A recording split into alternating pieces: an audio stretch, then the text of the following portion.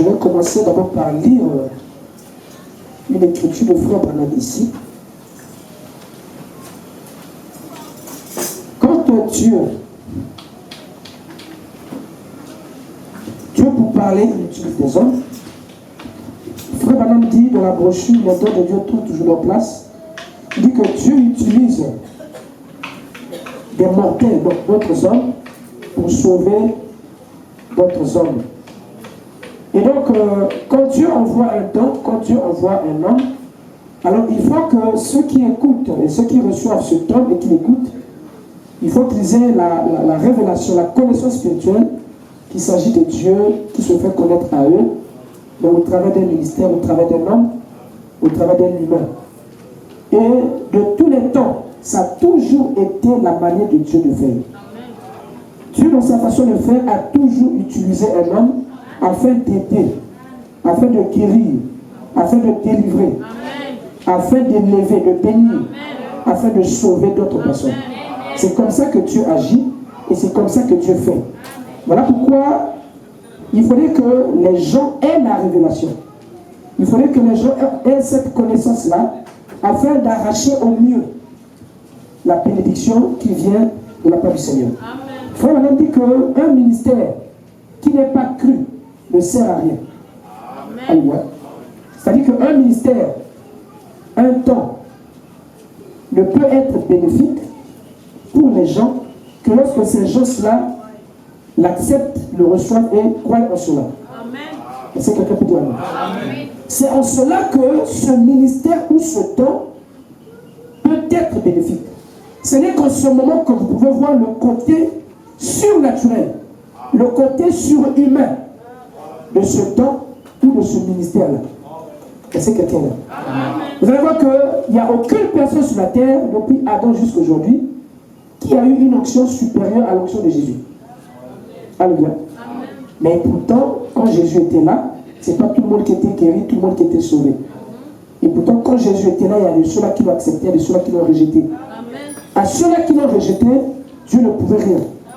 Le temps, la visitation ne pouvait rien pour eux. Alléluia.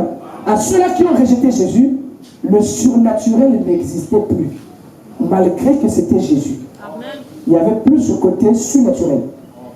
Donc l'incrédulité ou le rejet marque le blocage ou le frein pour que le surnaturel dans le temps se manifeste ou agisse.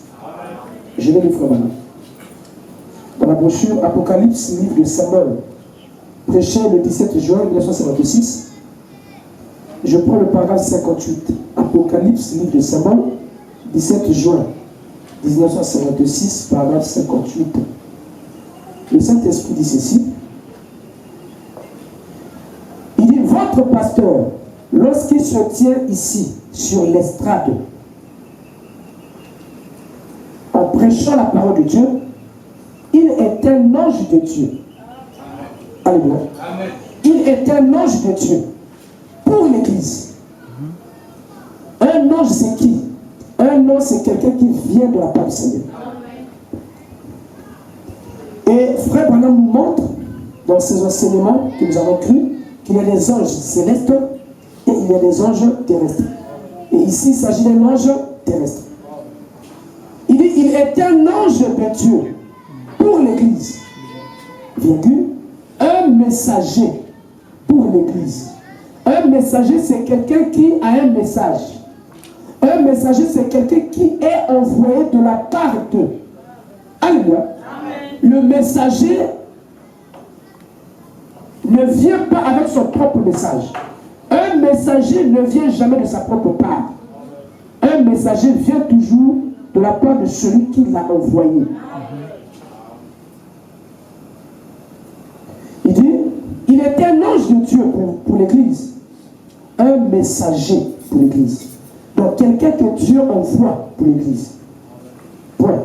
Il dit par conséquent, un pasteur ne devrait jamais quitter cette parole.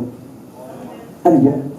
Donc un pasteur, un berger, qui est un messager qui vient de la part de Dieu, ne devrait jamais quitter, se détourner de la parole. Alors il doit fidèle à Apocalypse chapitre 22. C'est-à-dire n'est pas ajouté et n'est pas enlevé. C'est ce que Frère Branham est en train de montrer ici. Il dit par conséquent, un pasteur ne devrait jamais quitter cette parole, mais rester loyal. Oh là là. Mais rester loyal. Loyal signifie quoi?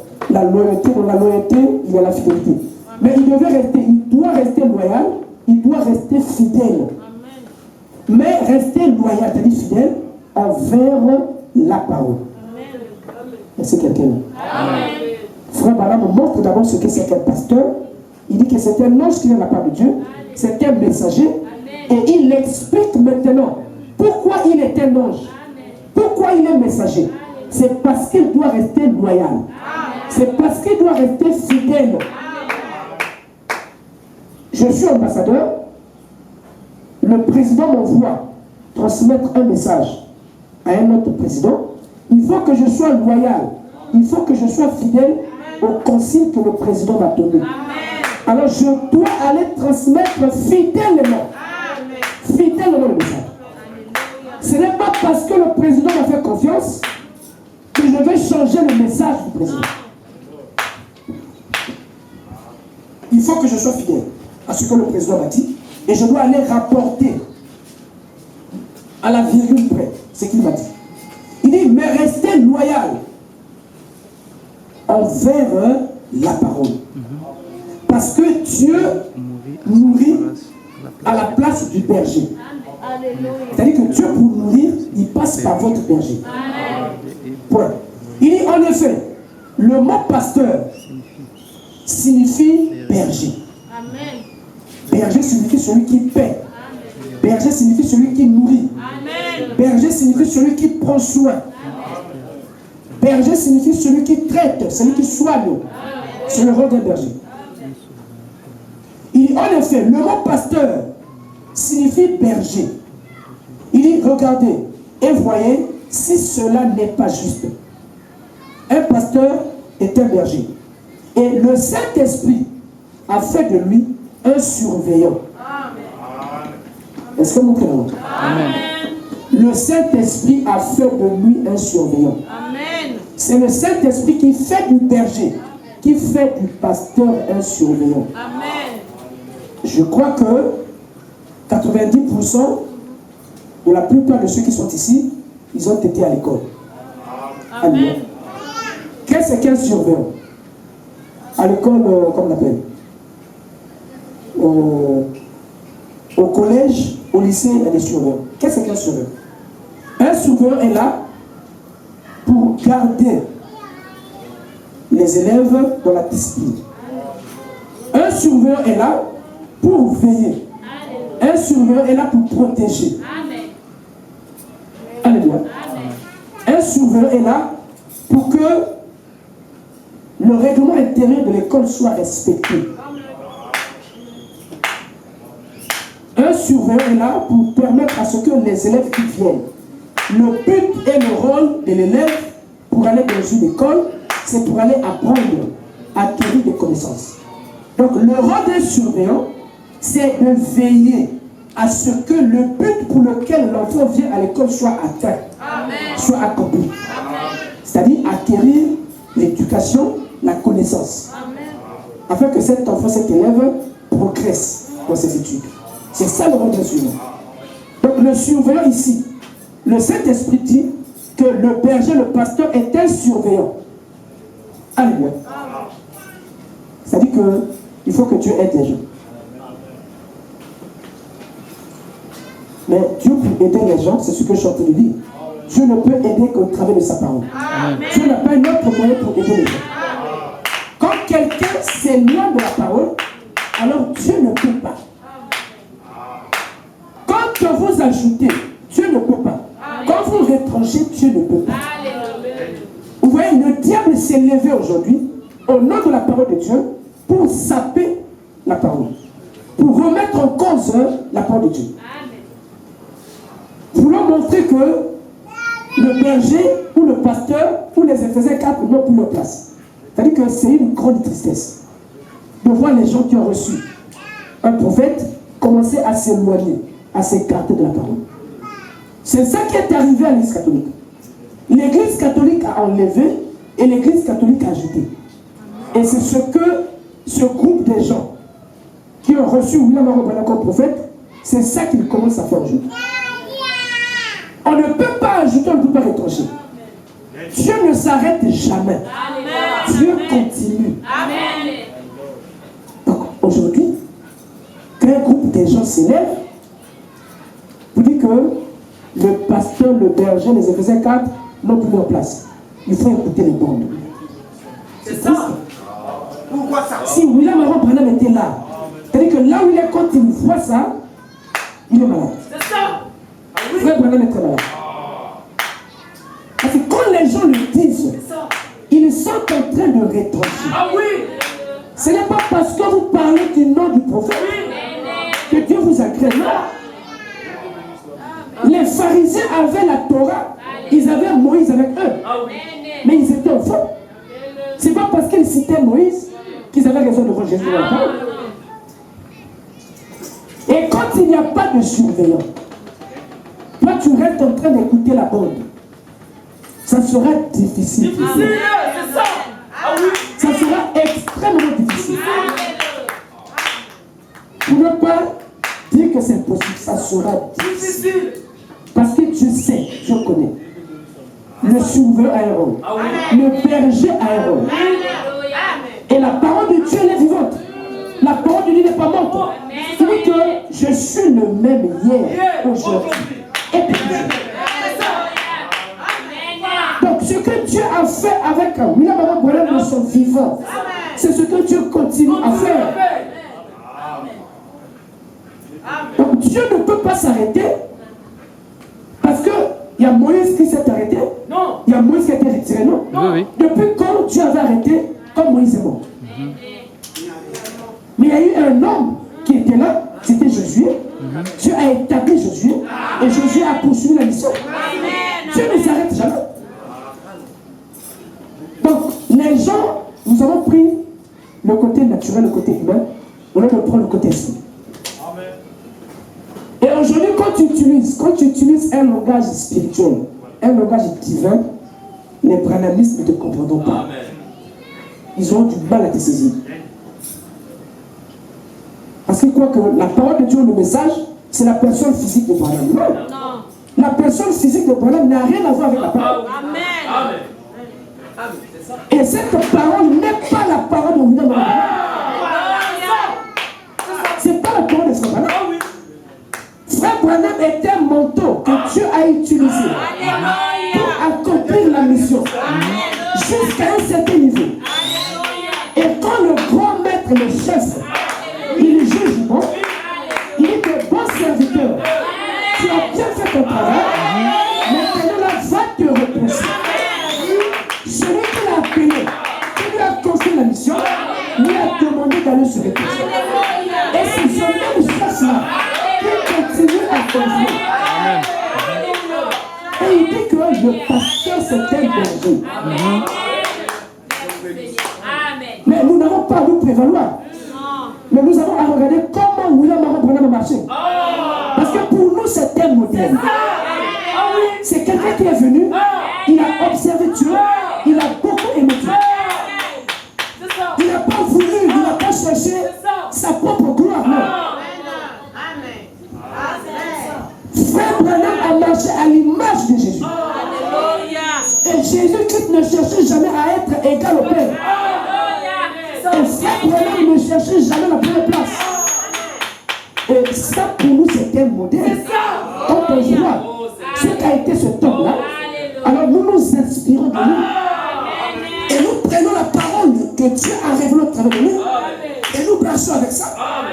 Mais on ne peut pas être damné, on ne peut pas s'arrêter par sa personne physique. Non. Dieu est éternel, Dieu est grand. Et Dieu poursuit son œuvre. Donc vous voyez le diable monter en scène, en train de manipuler les gens pour leur dire que Branham ou rien. Mais bon, est-ce que c'est la parole de Branham? Bon, est-ce que c'est Branham qui nous a sauvés? Non. Vous voyez que vous mettez le pauvre en difficulté. Ah oui. C'est ce que Nebuchadnezzar a fait. Ah. Nebuchadnezzar a mis en mal Daniel. Oui. Daniel, le pauvre, il servait son Dieu. Vraiment. Et quand Nebuchadnezzar a vu la main et la puissance de Dieu se manifester par Daniel, alors il a dit que toi tu devais notre Dieu. Non. Daniel dit, mais je ne suis pas Dieu. Vraiment. Daniel a beau expliquer à Nebuchadnezzar, non, c'est toi qui es Dieu. Toi tu es Dieu. Ce que j'ai vu là, non, rien ne peut pas faire ça. C'est toi Dieu. Voyez-vous? Mais ce n'était pas la faute de Nebuchadnezzar. Ce n'est pas la faute de William Arabala. C'est ça. Et le se meurt. Alléluia. Et le vénin est en train de se répandre dans toute l'Afrique, dans le monde entier. Et les Africains, ils ont encore un mal, comme de nature, par le sang. L'Africain aime être dominé. Quand ça vient, alors il ne peut pas résister. Mais restons avec la parole. Ah oui. Frère Branham est resté avec ça. Paul, le grand Paul, moi je l'aime bien. J'aime l'appeler par le grand. Paul le grand est resté avec la parole. Alléluia. Restons avec la parole. Amen.